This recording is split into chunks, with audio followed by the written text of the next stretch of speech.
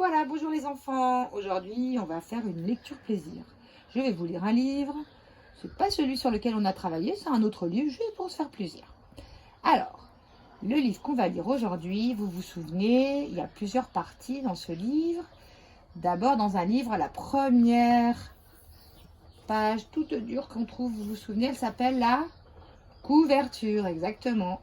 Et puis, celle qui est tout derrière, là, qui est aussi toute dure, elle s'appelle la quatrième de couverture. Ouais, super. Et puis, on a également le dos, exactement là aussi où on voit des choses qui sont écrites. Comme ça, quand il est rangé dans la bibliothèque, on peut un peu savoir quel livre c'est. Et puis ici, c'est ce qu'on appelle la tranche, parce que c'est un peu là qu'on a coupé quand on a fait les livres, on va dire ça. Sur la couverture du livre, on trouve plusieurs informations. Tout d'abord, ce qu'on appelle le dessin, on appelle aussi l'illustration. C'est le dessin qui illustre l'album. Ensuite, on a en très très gros comme ça le titre du livre. Bravo! C'est le nom de l'histoire, c'est le nom du livre. Et puis on a le nom de quelqu'un, Pierre Delis. Monsieur qui, Pierre Delis? Pierre Delis, c'est l'auteur, c'est celui qui a écrit les textes. Et on a également Cécile Udrisier. Mais qui est Cécile Udrisier? Puisqu'il y a déjà quelqu'un qui a écrit les textes, eh bien c'est celle qui a fait les illustrations, qui a fait les dessins. Et quand il n'y a qu'un nom, vous vous souvenez, ça veut dire que c'est le même qui a fait les textes et les illustrations. Et pour finir, on a Didier Jeunesse. Alors Didier Jeunesse, c'est pas quelqu'un, c'est l'éditeur, c'est la maison d'édition. Pierre Delis, il a écrit l'histoire. Cécile Udrisier, elle a fait les illustrations, mais ils n'ont pas fait tous ces livres-là à chaque fois, hein, ça prend trop de temps. Donc ils sont allés voir Didier Jeunesse, les éditeurs, et ils en ont fait plein de livres qu'ils ont mis dans les bibliothèques et qu'ils ont mis dans les magasins, pour que plein de gens puissent acheter ce livre. Voilà, alors maintenant on va pouvoir commencer l'histoire. L'histoire s'appelle La grosse faim de petit bonhomme. La grosse faim de petit bonhomme. Ok, c'est parti.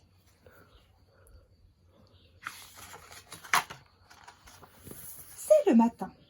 Dans la ville, il y a une rue. Dans la rue, il y a une maison.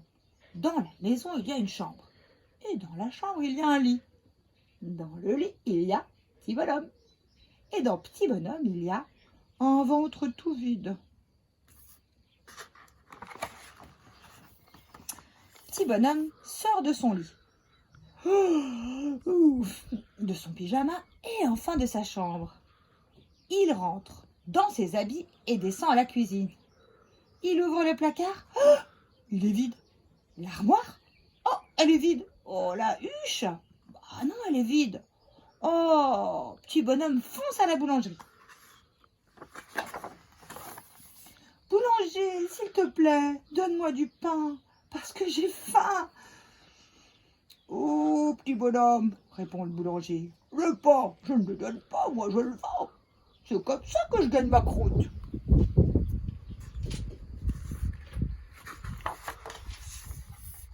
Petit bonhomme sort son porte-monnaie. Oh, il est vide aussi.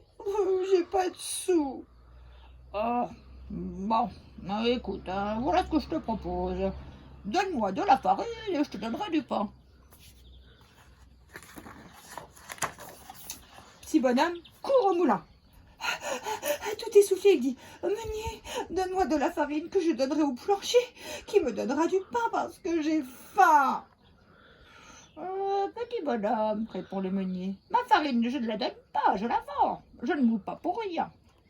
Mais je n'ai pas de sous. Ah, bon, voilà ce que je te propose. Donne-moi des grains de blé et je te donnerai de la farine. Petit bonhomme déboule à la ferme et finit par trouver le paysan. Il était juste entre son béret et ses bottes en caoutchouc. Paysan, donne-moi des grains de blé que je donnerai au meunier, qui me donnera de la farine, que je donnerai au boulanger, qui me donnera du pain, parce que j'ai faim. Oh, petit bonhomme, répond le paysan, le blé ne tombe pas du ciel, il sort de la terre, faut l'aider à pousser. Pour ça, moi j'ai besoin de crottin. Si tu me donnes du crottin, moi je te donnerai des grains de blé.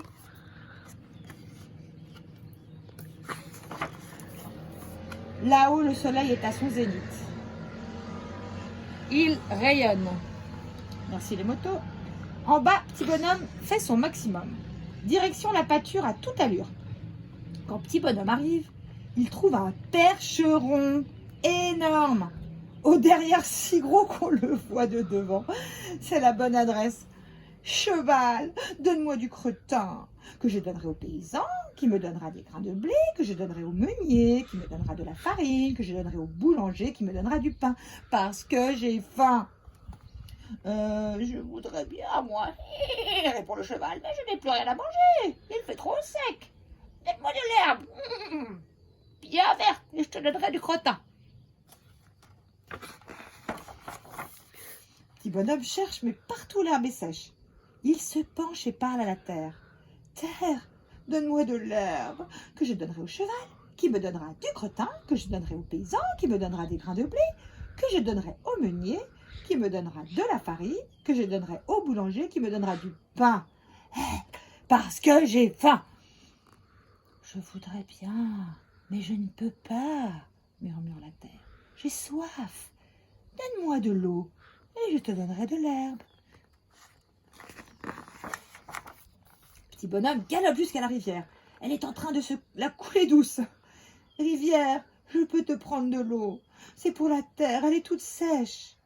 Ah, oui, s'il te plaît, donne-moi de l'eau, que je donnerai à la terre, qui me donnera de l'herbe, que je donnerai au cheval, qui me donnera du crottin, que je donnerai au paysan, qui me donnera des grains de blé, que je donnerai au meunier, qui me donnera de la farine, que je donnerai au boulanger, qui me donnera du pain, parce que j'ai faim. Moi, je veux bien, mais tu vois, ce matin, je n'ai pas eu le temps de faire mon lit. Tu peux t'en occuper? Cela m'aiderait beaucoup. Petit bonhomme s'est mis tout de suite au travail. Il a rangé les galets, enlevé les branches d'arbres qui traînaient, nettoyé les bordures. Oh, la rivière est toute jolie et toute propre à présent. Ça fait plaisir, dit la rivière. Tu peux te servir maintenant. Oh, mais je suis sot, je n'ai pas de seau. Pas grave, je prends mon chapeau. Petit bonhomme écope une grande chapeautée d'eau et la porte à la terre. Elle la boit en soupirant d'aise. Oh, encore, s'il te plaît. Petit bonhomme court reprendre une deuxième chapeautée, puis une troisième. Et enfin, la terre laisse échapper un « Ah, ça va mieux ». Aussitôt, pousse une belle herbe verte et juteuse. Petit bonhomme en coupe une bonne brassée. « Merci, la terre !» Petit bonhomme file comme le vent jusqu'à la pâture et dépose son tas d'herbe devant le cheval. Aussitôt, le cheval se met à manger. Broute, broute, mâche, mâche, broute, broute, mâche, mâche. Ah, ça vient. Petit bonhomme fait vite le tour du cheval et se retrouve devant le derrière au moment où la queue se soulève. Oh mince, toujours pas de seau. Bah, tant pis pour le chapeau. Pof, pof, pof. Un beau crottin noir, fumant et puant, si bon, tombe dans le chapeau. Merci, cheval, crie petit bonhomme au cheval, qui ne répond pas parce qu'il a la bouche pleine. Petit bonhomme file comme une flèche chez le paysan. Il échange son chapeau de crottin contre un sac de grains de blé. Merci, paysan. Il file comme une hirondelle sur la colline où il échange son sac de grains de blé contre un sac de farine. Merci, meunier. Et enfin, il file comme un éclair, un peu fatigué quand même, chez le boulanger. En voyant la farine dans le sac, le boulanger, bien content, donne un gros pain rond à petit bonhomme qui voit enfin la fin de sa faim arriver. Merci, boulanger. Petit bonhomme est rentré chez lui. Il s'est assis. Le pain l'a senti, il a souri, il en a mangé une partie. Mais l'autre était pour les souris. C'était la nuit. Il est allé au lit et il a bien dormi. Et demain, demain deviendra bien assez vite aujourd'hui. Alors, à chaque jour sa peine. Son pain et son plaisir. Et c'est ici que l'histoire se finit.